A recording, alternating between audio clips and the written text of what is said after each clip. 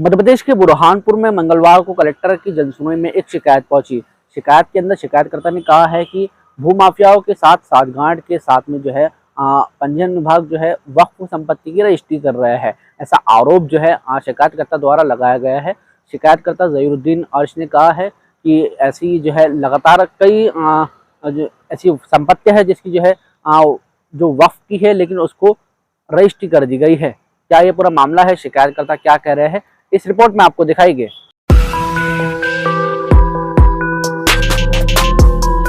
मध्य प्रदेश के बुरहानपुर में कलेक्टर की जनसुनवाई के अंदर एक शिकायत पहुंची। शिकायत के अंदर आपको बता दें, कहा गया है, एडवोकेट ज़हीरुद्दीन जो कि शिकायत करते हैं उन्होंने कहा है, उन्होंने बताया है अपने शिकायत पत्र के अंदर लिखा कि सैयद यूजर अली पिता सैयद महमूद अली निवासी बहादुरपुर जिला बुरहानपुर, वही सैयद मुश्ताक अली पिता जफर अली निवासी आजाद नगर, जितेंद्र चौक से पिता नागेंद्र निवासी इंदिरा कॉलोनी, वही महेश चौहान सूरज चौहान निवासी दौलतपुरा, उप पंजीयक जिला बुरहानपुर, श्री परिहार रीडर उप पंजीयक कार्यालय बुरहानपुर। इनके विरुद्ध जो है उन्होंने जनसुनवाई के अंदर शिकायत की। शिकायत के बाद में उन्होंने मीडिया से चर्चा की। मीडिया से चर्चा करते हुए उन्होंने बताया है कि ऐसे कई मामले सामने आए हैं, वक्फ संपत्ति को रजिस्ट्रार जो है रजिस्ट्री कर दे रहे हैं, जिसके विरुद्ध सख्त से सख्त कार्रवाई होना चाहिए। क्या कहा है ज़हीरुद्दीन अर्श ने, इस रिपोर्ट में देखिए।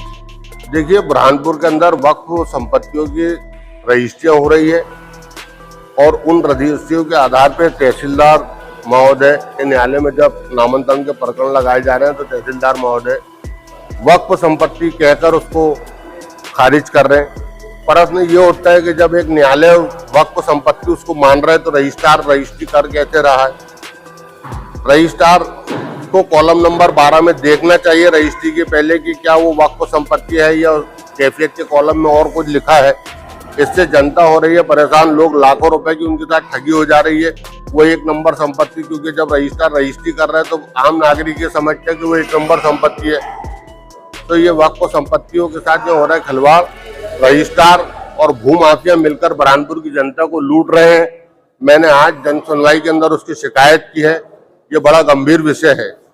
तो रजिस्ट्रार के खिलाफ, भूमाफियाओं के खिलाफ मैं ये चाहता हूँ कि फौजदारी मुकदमे बने और ये ऐसा एक आइडियल मुकदमा बने ताकि भविष्य में कोई रजिस्ट्रार और कोई भूमाफिया बुरहानपुर के अंदर किसी वक्फ संपत्ति की रजिस्ट्री करने से पहले कांप जाए। तो आपने सुना ज़हीरुद्दीन अर्श जो कि जिन्होंने शिकायत की है, इन्होंने क्या कहा है, किस तरीके से आरोप लगाए हैं, हमने आपको बताया है। हमने बात की है महेश चौहान, जितेंद्र चौक से की जो वकील है हनीफ खान, उनसे बात की है। उन्होंने क्या कहा है, ये रिपोर्ट में देखिए। मैं आपको बता दूं कि 525/2 जो वक्फ संपत्ति का मामला उठाया जा रहा है आज का नहीं है, ये 10 और 11 से ये संपत्ति के मेरे जो क्लाइंट है संपत्ति उन्होंने खरीदी है, रजिस्ट्री उनके नाम से चली आ रही है।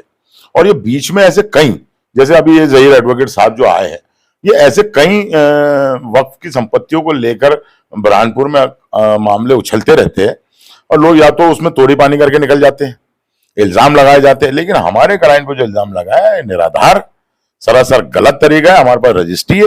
आप इसकी जानकारी मध्य प्रदेश वक्फ बोर्ड और जो हमारे यहाँ जिला अध्यक्ष है उनसे जानकारी ले सकते हैं। इवन ये कि जो सरकारी वकील है वक्फ बोर्ड के, उनसे आप पूछ सकते हैं। और ना ही किसी दस्तावेज में वक्फ बोर्ड संपत्ति नॉन ट्रांसफरेबल लिखा हुआ है। निर्माण कार्य करे जा रहा है उस जगह के ऊपर। देखिए, निर्माण कार्य तो ये 10 साल पहले का है, आज हो रहा है वहां पर। अरे भाई, आज तो रिपेयरिंग हो रही है, उसमें हमारे पास अमागित की पंचायत की परमिशन है। ये निर्माण कार्य पुराना है। आज छुटपुट वो जो है रिपेयरिंग होती है। एक गेट लगाया उन्होंने और मेरे क्लाइंट ने तो बाकायदा वहां पर जो दरगाह थी जो जर्जर हो रही थी, जिसमें मुसलमानों की आस्था जुड़ी है, उसको रिपेयर करवाया। वहां लोग दर्शन के लिए पहुंच रहे हैं। बाकायदा उन्होंने नीचे बेस बनाया, उसको पूरी रिपेयर करा।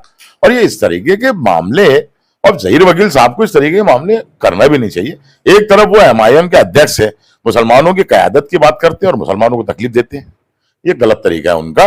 उनको ये इल्जाम जो उन्होंने लगाया, और मेरे क्लाइंट के साथ जो उनके दोस्त थे 2, उन पर इल्जाम लगाया, वो उन्होंने उनके ऊपर मानहानि का दावा करने के लिए हम लोग तैयारी कर रहे हैं। क्योंकि अगर कोई आदमी किसी का दोस्त है तो आप उसके ऊपर भी इल्जाम लगा दोगे, ये भी गलत तरीका है।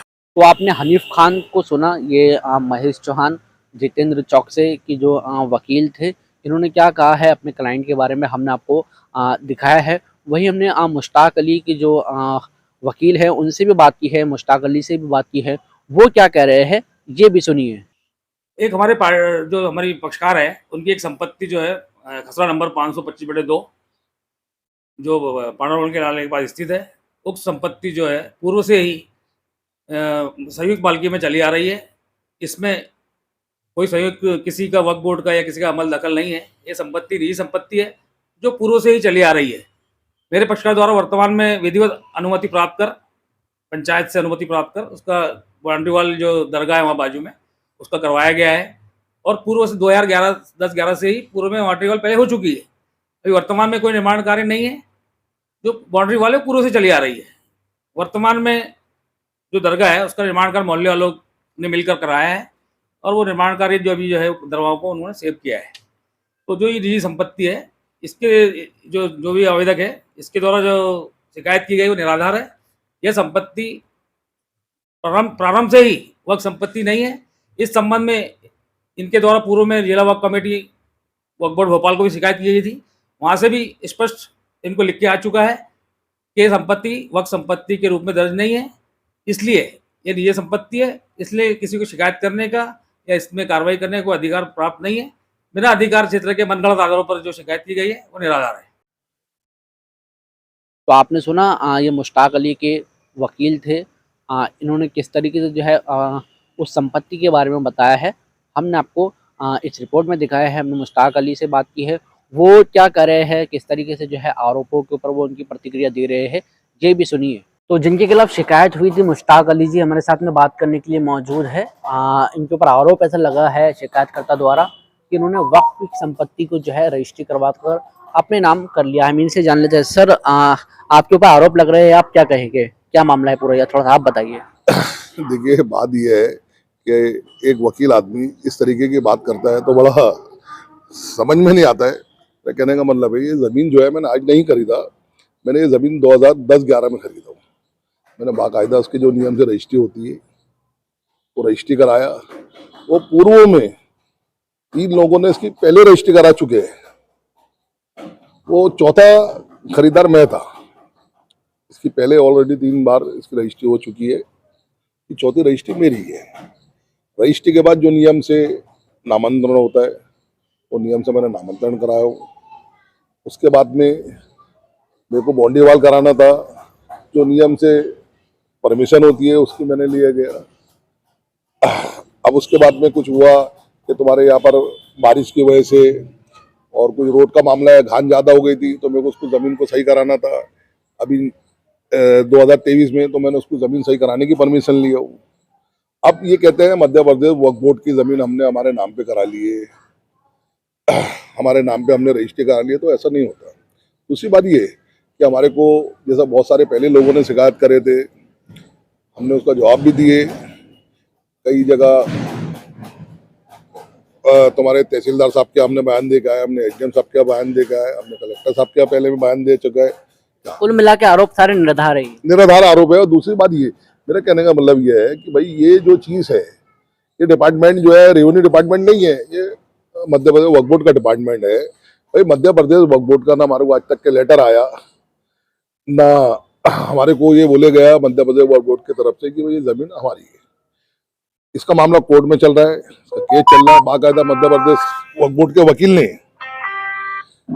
ये लिखित में मांग दिया हुआ है कि भाई ये ज़मीन 525/1 हमारी है, 2 हमारी नहीं है, हमारी भूमि स्वामी की ज़मीन नहीं है। ये आप जाके कोर्ट में मालूम कर लीजिए कि मध्य प्रदेश वक्फ बोर्ड खुद बोल रहा है कि हमारी ज़मीन नहीं है।